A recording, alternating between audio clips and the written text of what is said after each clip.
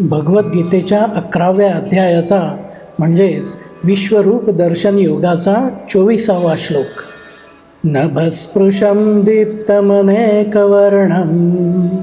व्यात्ताननं दीप्तविशालनेत्रं दृष्ट्वा हि त्वां प्रव्यथितान्तरात्मा धृतिं न विन्दामि शमं च विष्णु. अर्जुन पुढे म्हणाला, हे भगवान विष्णू, आकाशाला स्पर्श करणाऱ्या तेजपुंज अशा अनेक वर्णांनी युक्त असलेल्या, जबडा पसरलेल्या, तेजस्वी आणि विशाल नेत्र असलेल्या अशा तुला पाहून ज्याचा अंतरात्मा व्याकुळ झाला आहे असा मी धैर्य धारण करू शकत नाही आणि शांती देखील पाहू शकत नाही. जय श्री कृष्ण.